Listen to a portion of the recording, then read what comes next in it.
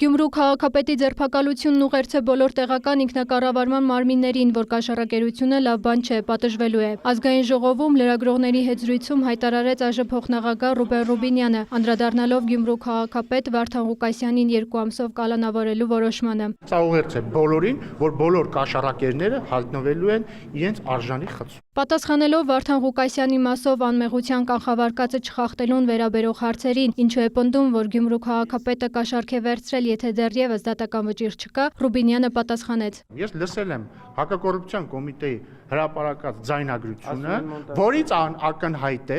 ակնհայտ, ընդ որում օրինական դատարանի վճռով արված գաղտնալսում, որից ակնհայտ է, որ Վարդան Ղուկասյանը պահանջում է կաշառք։ Սա իմ քաղաքական գնահատականն է։ Ռուբինյանը շատ լավ է գնահատում հոկտեմբերի 20-ին Գյումրիում իրավապահների գործողությունները, հակակոռուպցիոն կոմիտեի աշխատանքը։ Կարծում է իդեալական աշխատանք է կատարվել, քանի որ կարողացել են հայտնաբերել ենթադրյալ հանցագործությունն ու ենթադրյալ կաշառակերին։ Արդյոք Ղուկասյանի կալանավորումը դիմադրություն կառաջացնի կամ կհամախմբի ընդդիմադիր զանգվածին, հարցին էլ պատասխանելով Ռուբինյանը շեշտեց. Ես խորապես վստահ եմ, որ մեր հանրապետությունում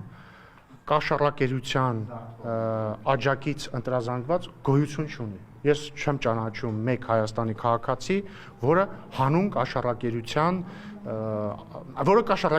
աջակից։ Իշխանության զավթման կոչով կալանավորված Սամվել Կարապետյանի նորաստեղծ ուժի հանրահավաքները արդյոք անհանգստացնում են իշխանությանը, հարցին Ռուբինյանը նկատեց. Ինչու ինձ պիտի անհանգստացնի ինչ-որ մեկի հանրահավաք։ Ինձ ուրախացնում է, որ մեր երկրում քաղաքական ուժերը կարողանում են անել հանրահավաք եւ ի տարբերություն այլ տարիների այդ հանրահավաքի ժամանակ օրինակ դիմավորված ուժայինները չեն գալիս, ծեծում եւ սպանում այդ հանրահավաք անողներին։ 7500 թիվը ոչ չի անհանգստացնում։ Երկրում իշխանությունը ձևավորվում է ընտրության միջոցով 2026 թվականին ժողովուրդը կընտրի իր նախընտրած ուժին, ընդգծեց նա։ 2 տարի անցել, 3 տարի անցել էր 30,000 հոգի պահանջում է իշխանապողություն 2021 թվականի հունիսին ընտրություններից անմիջապես առաջ Ռոբերտ Քոչարյանը եւ աջակիցները հանրապետության հրապարակում մեծ հանրահավաք են արել, որին մասնակցել է կրկին ըստ իմ շատ հարգած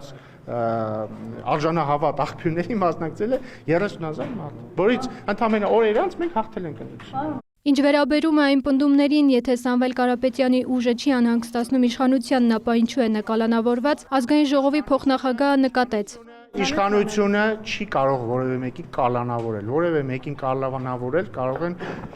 համապատասխան իրավապահ մարմինները դատարանի վճռով։ Խնդրում եմ չխախտել Նիկոլ Փաշինյանի անմեղության կանխավարկածը, որովհետև Նիկոլ Փաշինյանը չի կարող հրահանգներ տալ դատական իշխանության։ Ռուբեն Ռուբինյանը ճեպազրույցի ընթացքում անդրադարձ կատարեց նաև հայ-թուրքական հարաբերություններին, ասաց մոտ ժամանակներս տեղի կունենա միջգերատեսչական հանձնաժողովների հանդիպում Գյումրի կարս երկաթգծի վերականգնման եւ վերագործարկման համար։ Ըստ նրա շարունակվում են նաև սահմանների բացման մասով քննարկումները, իսկ հանդիպման վայրի մասին մանրամասները հայտնի կդառնան ավելի ուշ։ Մերի Խաչատրյան, Հովհաննես Քյոսեյան, լուրեր։